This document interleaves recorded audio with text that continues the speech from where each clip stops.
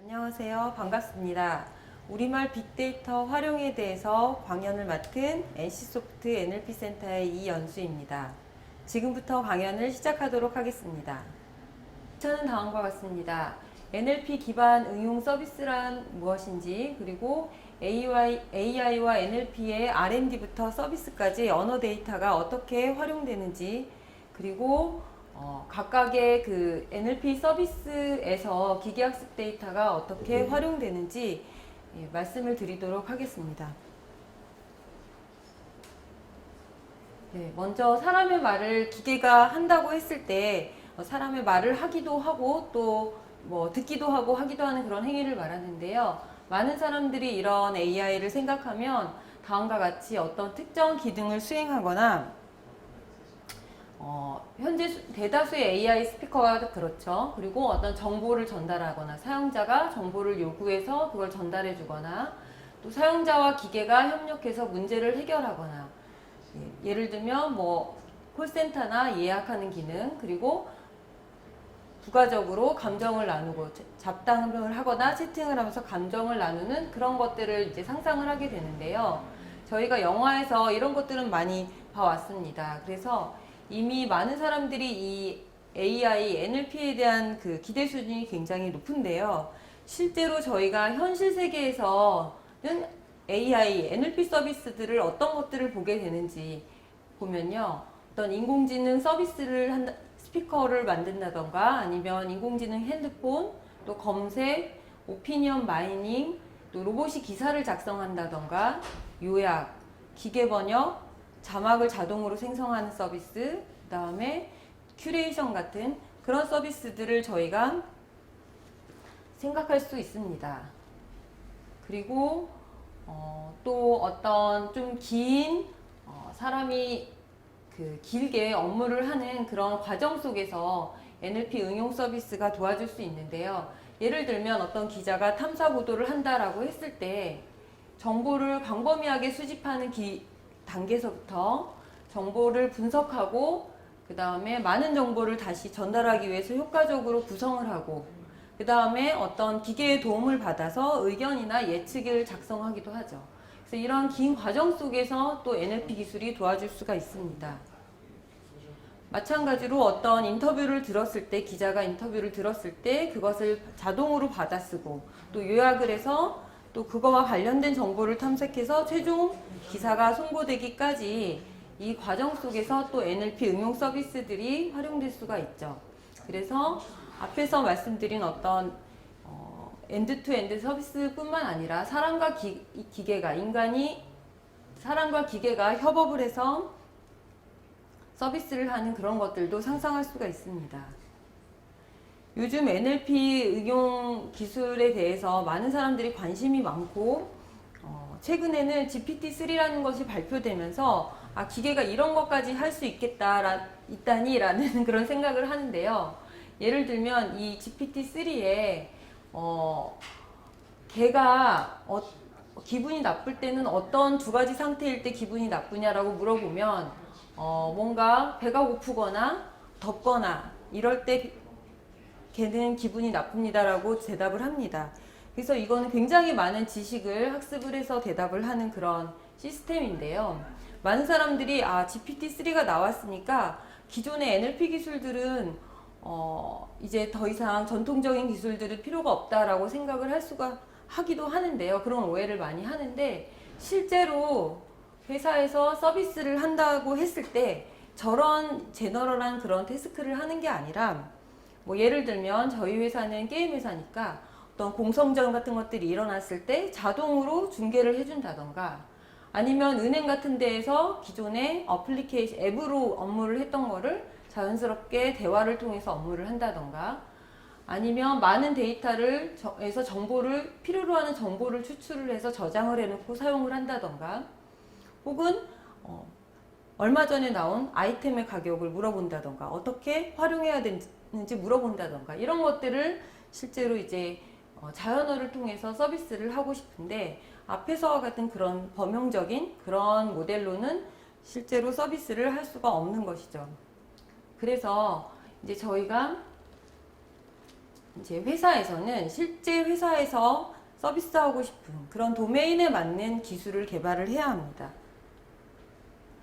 그러면 이제 조금 갑자기 깊이 있게 들어가는데요. 저희가 이제 간단하게 어떤 문장이 뭐 스피커를 통해서든 아니면은 뭐 대화창을 통해서든 들어왔을 때 이게 어떤 이 사람이 하는 말이 음악에 관련된 얘기인지 스포츠에 관련된 얘기인지를 자동으로 판단하는 그런 딥러닝 엔진을 하나 만든다고 생각을 할게요.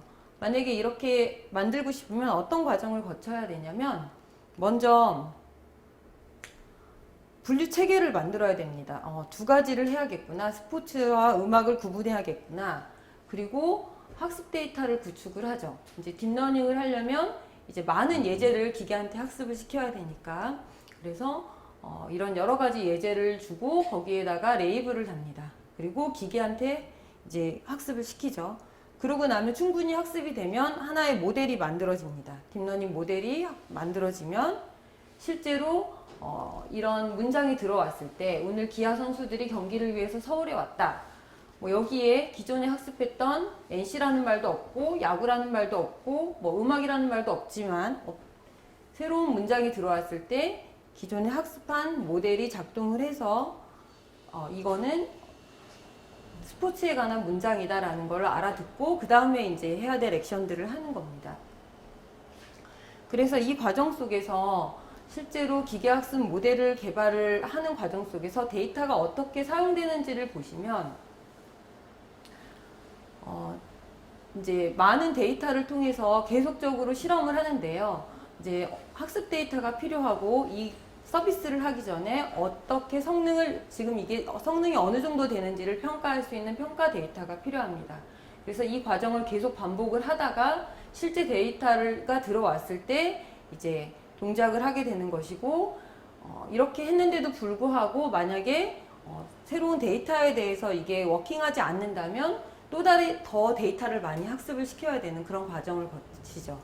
그래서 최근에 이제 머신러닝이라고 하고 딥러닝 AI라고 하면 실제로는 이 모델도 굉장히 중요하지만 이 데이터가 굉장히 중요합니다. 얼마나 현실 세계의 데이터들을 대응할 수 있는 데이터를 미리 만들어 놓느냐 이것이 굉장히 중요하다라고 할 수 있습니다. 그래서 오늘 제가 말씀드릴 내용은 언어 빅데이터의 활용을 좀 더 탑다운 관점에서 서비스의 최상단 관점에서 먼저 말씀을 드리고 그 활용이 어떻게 연결되는지를 말씀을 드리도록 하겠습니다. 첫 번째는 저희가 그 회사에서 서비스하는 것 중에 큰 카테고리 중에 하나가 정보 추출 서비스거든요. 여기서는 뭐 검색이 될 수도 있는 거고 오피니언 마이닝이 될 수도 있는 거고 여러 가지 이제 우리는 앱을 통해서 정보를 확인을 하는데 그 중에서 조금 더 많이 소개되지 않는 다른 예를 하나 말씀을 드리도록 하겠습니다. 저희가 구글 검색 엔진에서 반지의 제형이라고 치게 되면 오른쪽에 이렇게 네모난 박스가 뜨게 됩니다. 이 박스가 미리 준비해 놓은 박스가 아니에요. 그때 검색할 그 당시에 뭔가 데이터가 쫙 모여서 이렇게 자동으로 만들어지는 박스를 말하는 거고 이거를 앤서 박스라고 합니다. 근데 사실은 이 안에를 들여다보면 어떻게 돼 있냐면 구글 내부에 구글 날리지 그래프라는 그런 데이터 구조를 가지고 있어요. 그래서 반지의 제왕은 얼마만큼의 돈이 들어갔고 어떤 감독이 연출을 했고 그 다음에 언제 실제로 방영이 됐고 이런 것들이 이제 미리 그래프의 형태로 데이터가 저장이 되어 있습니다. 그렇게 저장이 되어 있다가 사용자가 검색을 하면은 이제 해당하는 정보들이 다 모여서 실제로는 그래프지만 여기서는 뭔가 문장, 사람들이 잘 알아들을 수 있는 형태로 나타나게 되는 거죠. 그리고 이 감독을 그래서 클릭을 하게 되면은 피터 잭슨이라는 감독을 클릭하게 되면 또 다시 날리지 그래프가 이동을 하면서 다른 정보들을 끌어와서 보여주게 됩니다. 그래서 이것이 어떻게 보면은 이제 구글이 굉장히 검색을 잘하지만 이러한 스마트한 검색 결과 이 내용들을 서비스를 하려고 많이 노력을 하는데요. 이런 것들을 우리가 만약에 기계가 많이 학습을 하고 있다면 저희가 단순히 텍스트만 많이 가지고 있는 것보다 훨씬 더 많은 일을 할 수 있게 됩니다. 이렇게 만약에 지식이 구조화돼서 저장되고 있다면 앞으로는 여기에 실제 사물들과 연결이 돼서 저희가 만약에 예를 들면은 뭐 미국의 대선에서 바이든이 이길 것 같다라는 기사가 나오면 바로 거기에 해당하는 뭐 그 분야에 해당하는 주식들을 나한테 사라고 말을 해줄 수도 있는 것이죠. 그래서 이런 어떤 지식이 서로 관련을 가지고 저장되어 있는 게 굉장히 중요하다. 그래서 이런 서비스들에 기업들은 되게 관심이 많습니다. 그럼 이런 것들은 어떻게 만들어져야 되는가? 사람이 일일이 다 들어가서 데이터를 입력하는가? 그게 아니라요. 거기 핵심 기술이 바로 자연화 처리 기술입니다. 그래서 이렇게 만약에 예를 들면 NC에 관한 야구 기사가 있다면 여기서 이런 지식을 추출을 할 수 있어야 되죠. 구조화된 지식을. 이런 것들을 관계 추출 기술이라고 하는데요. 이렇게 관계를 추출해서 그래프를 쭉 이어놓으면 하나의 그래프 데이터가 되는 것입니다. 그리고 이것을 하기 위해서는 텍스트 분석이 필요한데 텍스트 분석은 이제 다음과 같이 이렇게 형태소 분석부터 개체명, 의존 구문 분석 이런 단계를 거쳐서 분석을 하게 됩니다. 각각을 다 머신러닝이 수행을 하는 것이고요. 이것을 NLP 기술이라고 합니다. 그래서 형태소 분석을 하고 그 다음에 개체명 인식, 실제로 어떤 사람인지 언제 시간 정보, 사람 이름 정보, 그 다음에 기관 정보 이런 것들을 추출을 하고 그 다음에 이제 문장에서 어떤 구조를 갖는 건지 의존 관계가 어떤지 분석을 한 다음에 이제 딥러닝 엔진에 들어가서 여기서 어떤 관계가 나오는지를 또 다시 추출을 하게 됩니다. 그러면 이제 최종적으로 이런 정보가 추출이 돼서 데이터베이스에 저장이 되는 거죠. 이거를 이제 사람도 모르게 계속 매일매일 하면서 정보도 추출하고 정보가 올바른지도 판단을 하고 이런 것들을 기계가 하고 있는 것입니다. 그래서 이러한 정보 추출 기술을 이제 딥러닝으로 개발을 하기 위해서는 아까 형태소 분석이나 의존 구조 파싱 이런 것들이 필요하다고 했는데요. 저희가 이번에 국립국어원에서 새로 말뭉치를 오픈을 했잖아요. 그래서 그 데이터를 활용해서 한번 기존의 형태소 분석 엔진의 성능이 어떻게 되는지를 한번 측정해 보았습니다. 기존에 저희는 세종 말뭉치를 많이 썼죠. 우리나라 아마 대부분의 연구자들이 다 세종 말뭉치를 써서 형태소 분석을 할 텐데요. 여기는 이제 기존에는 86만 문장이 있었고, 그 다음에 이번에 신규로 데이터를 구축하는 게 15만 문장이 있었습니다. 신문기사에 대해서. 그리고 이거를 학습 집합에 추가를 해서 딥러닝에 학습을 시켜봤습니다. 이 구조는 굉장히 평범한 RNN LSTM 구조고요. 그 위에 CRF 레이어가 붙어 있는 그런 구조입니다. 이제 여기에 학습을 했을 때 실제로 결과가 어떻게 나오냐면 이거는 이제 평가 데이터는 세종 말뭉치에 대해서 평가를 했는데요. 이렇게 신규 데이터를 더 넣는데도 약간 떨어지는 현상을 볼 수가 있습니다.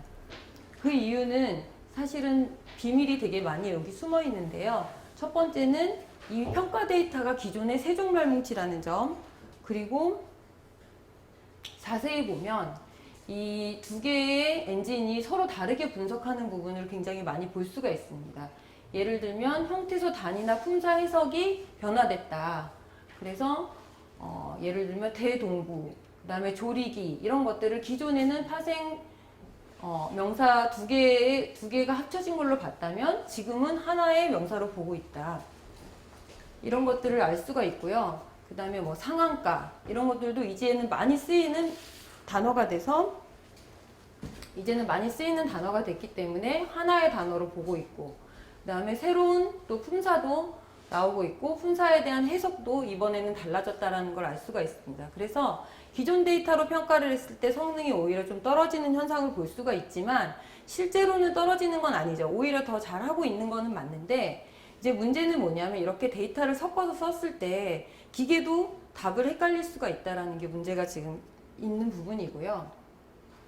그래서 보시면 이렇게 용역 보고서를 보시면 기존과는 좀 다르게 실제로 가이드라인을 만든 것을 저희가 확인할 수 있었습니다. 그래서 이거를 좀 더 잘 활용을 하려면 기존 데이터도 같은 가이드라인으로 다시 수정을 해야지만 저희가 성능 향상을 볼 수가 있고, 또 상위 어플리케이션에서도 똑같은 데이터에 대해서 서로 다르게 해석하는 그런 혼돈을 겪지 않을 수가 있는 거죠. 또 그 다음에 이제 의존 구조 분석 말뭉치도 저희가 한번 사용을 해봤는데요. 아까와 같이 뭐 그런 관계 추출이나 그런 어플리케이션을 개발하려면 뭔가 문장의 구조를 분석할 필요가 있다고 말씀을 드렸잖아요. 그렇게 했을 때 이제 이 지금 실험 말뭉치가 기존의 세종 코퍼스에 있었던, 세종 말뭉치에 있었던 의존 분석 말뭉치랑 이번에 모두의 말뭉치 오픈한 것을 같이 학습을 시켰습니다. 그리고 모두 같이 학습을 시키고 평가 데이터는 한번 각각에 대해서 평가를 해봤는데요. 의존 구조에 대해서는 저희가 실제로 평가를 해보니까 비슷한 성능을, 기존과 비슷한 성능을 보였습니다. 오히려 약간 더 성능이 올라간 부분도 있고, 또 네, 이거는 이제 그 모두의 말뭉치에 대해서 평가했을 때는 기존 말뭉치로 학습한 것보다는 훨씬 더 많이 오른 그런 결과를 볼 수가 있는데요. 그리고 이 구조는 저희가 이번에 한글날 학기 때 발표했던 논문에 있는 딥러닝 구조를 가지고 학습을 했습니다. 근데 이것도 조금 다른 부분이 사실은 있다라는 걸 발견을 했고요. 저희가 성능이 왜 다른가 이거를 다 분석을 해봤을 때 약간 가이드라인에 차이가 생겼구나라는 걸 알 수 있었고, 모두의 말뭉치에서는 이 가장 가까운 거에 의존 구조로 정답을 만들어 놨기 때문에 실제로 학습을 했을 때도 좀 다르게 나오는 모습을 볼 수가 있습니다. 그래서 이런 부분은 사실은 더 잘 활용하기 위해서는 이제 기존 데이터도 이제 최근에 바뀐 가이드라인에 맞춰서 좀 더 정연을 할 필요가 있다라는 걸 알 수 있었고요. 그 다음에 이제 저희가 가장 많이 NLP나 AI라고 생각한다면 상상하게 되는 대화 서비스. 이 대화 서비스에서는 기계학습 데이터, 말뭉치, 빅데이터가 어떻게 사용되는지 말씀을 드리도록 하겠습니다. 저희 NC소프트에서 이제 개발한 페이지라는 야구 앱인데요. 대화를 통해서 이제 사용자에게 야구 정보도 전달을 해주고, 또 여러 가지 어펙티브한 감정적인 대응도 해주고, 또 그런 서비스입니다. 그래서 지식에 대해서도 질의응답을 하고, 뭐 여러 가지 야구에 대해서 자주 묻는 것에 대해서 대답도 해주고, 또 간단하게 사용자 반응에 대해서 대응을 해주는 그런 엔진이고요. 이렇게 어제 경기에서 타점을 기록한 우리 팀 선수 알려줘? 그럼 이렇게 알려주고, 양의지 홈런 몇 개 쳤지? 라고 하면 양의지에 대한 홈런 정보와 다른 기록들 정보를 알려주고요. 그 다음에 여러 가지 야구 용어, 어려운 야구 용어에 대해서도 알려주고, 그 다음에 뭐 너는 누구냐? 뭐 이런 질문도 사실 되게 많이 하는데, 이런 거에 대한 대화도, 간단한 대화도 나눌 수 있고요. 또 서비스가 예를 들면 이거 말고도 여러 가지가 이 앱 안에 포함되어 있는데, 이런 게임은 어떻게 하는 거니? 하면 게임에 대해서도 알려주고, 그 다음에 경기장 가고 싶다 이렇게 하고 표를 복구했다 이러면 여러 가지 야구 관련한 잡담도 나눌 수 있는 그런 페이지 톡 서비스입니다. 네, 그리고 최근에는 이렇게 그 안에 검색도 들어가 있습니다. 양의지가 왜 안 나오냐? 이거 굉장히 실시간적인 정보인데요. 이런 정보에 대해서는 바로 해당하는 야구 기사를 찾아줘서 검색 엔진의 기능도 같이 하고 있는 그런 서비스입니다. 그래서 이것도 전체가 거의 다 NLP 엔진으로 되어 있고요. 질문을 이해하고 쿼리를 생성해서 뉴스를 찾아주고, 또 뉴스에서 정답을 바로 재순위화해서 이제 가장 적절한 거를 대답으로 선택을 해서 보여주죠. 근데 저희가 실제로 다루는 데이터의 모습을 한번 봐주세요. 저희가 이제 서비스를 하게 되면은 잘 쓰여진 그런 문장을 보는 게 아니라요. 사용자들이 입력한 바라들입니다, 이게. 이런 데이터를 처리하는 게 어떻게 보면 가장 최전선에서 NLP 처리가 해야 되는 일들입니다.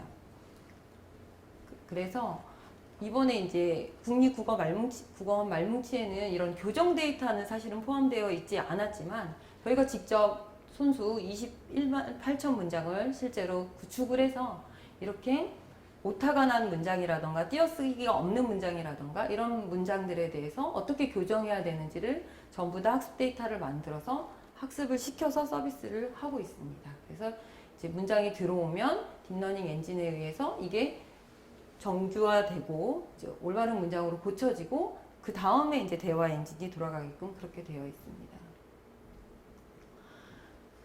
그리고 나서 이제 해야 될 일이 어떻게 보면 이런 개체명 인식이에요. 그러니까 이 질문의 의도를 파악하고 여러 가지 엔진들이 돌아가지만 가장 중요한 게 개체명 인식이고요. 개체명 인식은 이렇게 올해 최종 홈런 몇 개 쳤어 그러면 이게 야구 선수 이름이다라는 걸 알아듣는 그런 엔진을 말합니다. 그래서 이 엔진은 지금 이제 저희 자체적으로는 저희 내부에 이제 엔진을 사용하고 있지만 이번에 이제 모두의 말뭉치를 함으로써 저희가 이제 같이 실험을 한번 해봤어요. 그리고 기존에 오픈되어 있던 국어 경진대회 말뭉치와 함께 사람과 로케이션, 장소와 기관에 대해서만 실험을 해봤습니다.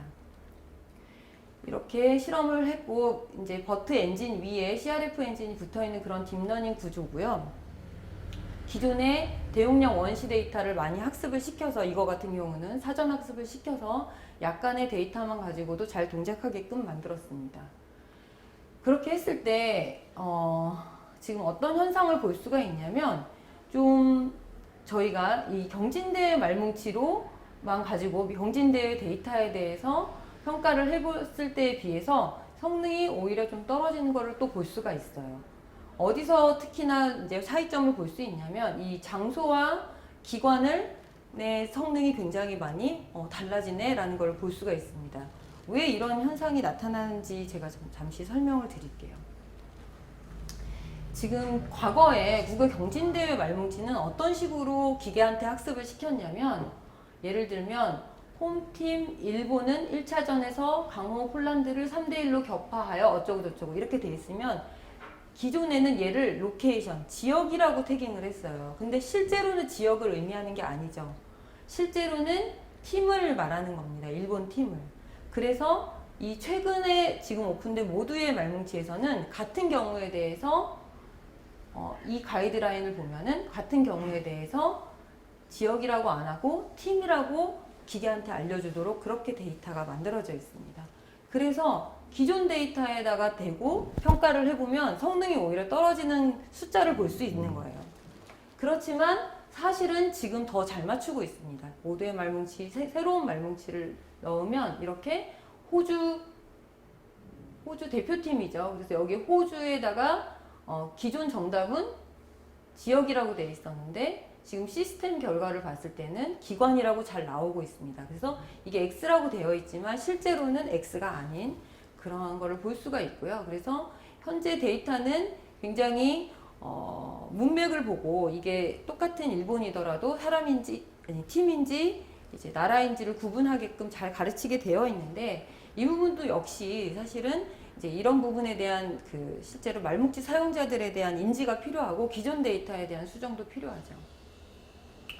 그리고 그런 대화에서 또 가장 중요한 게 아까 감정에 대응하는 거라고 말씀을 드렸잖아요. 그래서 감정 분석을 저희는 많이 하고 있는데 사실은 이번 말뭉치에서는 감정이 없어요. 감정이. 그래서 감성은 이제 긍정, 부정 이런 거는 사실은 저희가 데이터를 많이 만들 수 있는데 감정 데이터는 굉장히 만들기가 어렵고 이렇게 보면 예를 들면 표를 못 구해서 사용자가 기분이 안 좋을 때 뭔가 이모티콘으로 대응을 해주는데 실제로는 이렇게 감정 엔진이 돌아가고 있습니다. 그래서 이런 부분도 사실은 말뭉치 구축이 굉장히 필요하다. 그리고 이제 대화에서는 사실은 더 많은 이야기를 할 수 있지만 저희가 대화에서 다 말하기는 굉장히 어렵고 다음에 자연어 생성 서비스를 한번 말씀을 드리도록 하겠습니다. 자연어 생성은 저희가 NLP에서 굉장히 그동안 많이 연구되지 않은 그런 부분이에요. 하지만 저희 회사 입장에서 실제로 저희가 이제 R&D 부서인데 게임을 서비스하는 부서에서는 자연어 생성이라는 이 AI 기술을 굉장히 많이 필요로 하는 그런 기술입니다. 예를 들면 이렇게 데이터는 굉장히 많이 생성이 되고 있어요. 야구 경기가 끝나면 이런 데이터들이 쭉쭉쭉쭉 데이터베이스로 들어오고 있죠. 근데 사용자들은 이런 문장을 원하는 거예요.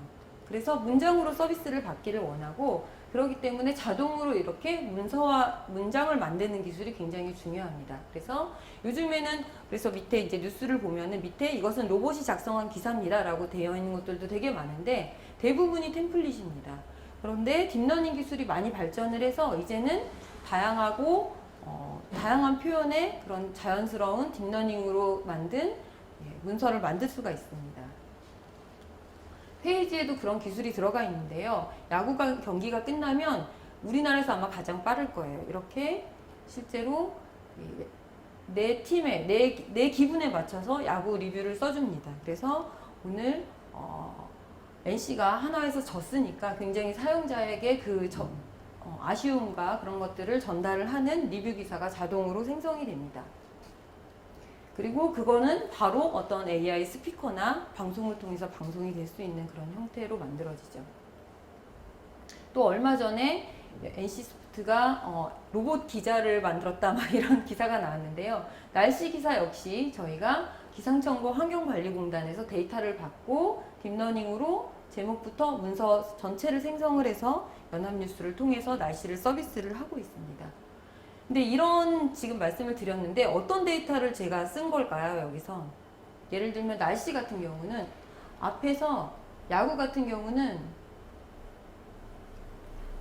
이런 데이터를 쓴 거예요. 엄청나게 많은 데이터를. 기존의 야구 리뷰 문장들과 그 다음에 야구 데이터들의 쌍을 데이터로 기계한테 학습을 시킨 거고, 그 다음에 날씨 같은 경우는 이런 기상청 API에 나오는 데이터들과 그 다음에 기존의 연합뉴스 기자들이 작성했던 뉴스 기사들, 이런 것들을 학습 데이터로 많이 사용을 했죠. 근데 이거 굉장히 도메인 특화되어 있는 그런 엔진이기 때문에 이런 것들을 왜 말뭉치를 만들어야 되느냐라고 생각하실 수 있지만, 기존에는 이런 샘플 말뭉치도 없었기 때문에 연구자들이 연구를 할 수가 없었어요. 그래서 이게 꼭 날씨가 아니더라도 이러한 데이터를 많이 만들어서 자연어 생성하는 기술을 개발할 수 있게끔, 학교나 연구자들이 개발할 수 있게끔 해주는 것도 굉장히 중요합니다. 그리고 또 한 가지 자연어 생성의 가장 중요한 서비스 중에 하나가 이렇게 요약을 만들어내는 그런 서비스입니다. 굉장히 긴 기사에 대해서 3개의 요약문을 만들어내고, 또 보면 이렇게 자연어 친구 같은 말투로 문체를 변환해서 지금 만들어서 서비스를 하고 있는데요. 요약도 굉장히 어려운 기술 중에 하나입니다. 그전에는 학습 데이터를 만들 생각도 잘 못했고 어려워서, 기술도 물론 어려웠죠. 그래서 기계가 만들어내는 게 굉장히 어려웠었는데, 최근에는 이제 딥러닝이 발달을 하면서 뭔가 사람처럼 이렇게 문장을 그냥 뽑아내는 게 아니라 문서를 다 읽고 새로운 문장으로 만들어내는 그런 기술들을 이제는 만들 수 있게 됐고요. 그래서 이런 실험을 처음에는 2019년도에 저희 나라에서는 이제 이창규 교수님이 이런 실험을 했죠. 그래서 기사 문서가 있으면 두 번째 문장부터 마지막 문장까지를 입력으로 넣어서 첫 번째 문장이 요약이라고 생각을 하고 생성하게끔 그렇게 하는 연구를 했었습니다. 그래서 이 데이터로 사실은 이런 데이터들로 저희들은 이제 근근히 연구를 하고 있었는데, 요번에 이제 모두의 말뭉치에서 문서 요약 말뭉치가 추가가 됐어요. 그래서 근데 사실은 이제 이렇게 하려면 보통 기사의 양이 몇십만 이상은 들어가야 되는데, 사실 요약 말뭉치를 그렇게 만들기는 굉장히 어렵습니다. 사람이 써도 요약을 되게 쓰기가 어렵기 때문에, 그래서 이번에 이제 공개한 요약 말뭉치 같은 경우는 그렇게 많지는 않고 몇천 개 정도의 수준인데, 이 문장을 그래도 학습 데이터에 넣어서 같이 이거를 저희가 한번 학습을 시켜봤어요. 추상 요약을 하도록 학습을 시켜봤는데, 이 숫자는 굉장히 중요한 숫자는 아니고요. 이 숫자를 보시면 어쨌든 절대적인 숫자보다 이 상대적인 비교를 해보시면 새로운 모두의 말뭉치를 넣었을 때 성능상으로는 크게 차이가 안 난다 정도로 보실 수가 있을 겁니다. 근데 실제로 요약을 한 걸 한번 볼까요? 기존에 이제 신문 기사에서 자동으로 그냥 첫 번째 문장을 추출한 걸로 학습을 시켰을 때는 이게 정답인데요. 이게 이제 첫 번째 문장이었는데, 기계가 만들어낸 거는 이거였어요. 그리고 저희가 이거를 모두의 말뭉치를 넣어서 같이 학습을 시켜봤더니 문장이 훨씬 더 길어지고 풍부해지는 걸 볼 수가 있었어요. 그거는 이제 모두의 말뭉치 같은 경우는 대부분의 기사에 대해서 3줄 요약을 했기 때문에 이 기계도 뭔가 길게 생성해야겠다라고 학습을 한 거예요. 그래서 좀 더 길게 이렇게 생성하는 모습을 볼 수가 있습니다. 그리고 또 이렇게 긴 거에 대해서 지금 이게 기계가 학습을 해서 이제 생성한 문장인데 아주 짧게 만들어냈었죠. 그때는 이제 학습 데이터가 그렇게 생겼었으니까. 근데 모두의 말뭉치를 넣으면서 굉장히 긴 생성 결과를 볼 수가 있습니다. 실제로 좀 읽어보시면 기계가 생성한 문장인데 그 괜찮네? 라는 생각을 하실 수가 있을 거예요. 예전엔 이거보다 훨씬 못했었습니다. 그리고 이거는 보면 훨씬 더 길게 지금 모두의 말뭉치를 학습한 모델에서 생성한 문장이죠. 근데 더욱 재밌는 거는 이거는 원래 그 신문기사, 학습한 신문기사가 인사이트라는 신문기사였어요. 그래서 이거에 대한 데이터는 대부분 다 이런 식으로 써 있었어요. 이렇게 짧게. 근데 모두의 말뭉치와 비슷한 기사를 넣어줬더니, 그런 스타일의 기사를 넣어줬더니 얘가 자동으로 알아서 길게 생성을 한 거예요. 그래서 얼마큼 생성할 거냐라는 게 되게 기계가 의외로 얼마큼 생성할 것까지도 배우고 있다라는 거죠. 이 문서의 종류에 따라서 의외로 딥러닝이 많은 걸 배우고 있기 때문에 저희가 요약 말뭉치 만들 때에도 우리가 그냥 무조건 세 줄 요약 이렇게 만드는 게 아니라 이러한 내용이면 어느 정도 요약하는 게 맞다라는 거를 사실은 가이드라인을 가지고 데이터를 많이 만들어내야지만 기계도 그걸 학습할 수가 있다. 그래서 어떻게 보면 기술은 많이 준비가 됐는데 데이터는 이거는 사실은 아직은 많이 준비가 안 된 부분이고 굉장히 중요한, 회사 입장에서는 굉장히 중요한 기술이라고 생각하고 있습니다. 이제 마지막으로 크게 이제 뭐 이해하는 부분, 대화하는 부분, 생성하는 부분의 서비스들을 제가 말씀을 드렸고, 이제 빅데이터 원시 말뭉치가 어떻게 활용될 수 있는지를 마지막으로 말씀을 드리면서 기술 부분을 마무리하려고 합니다.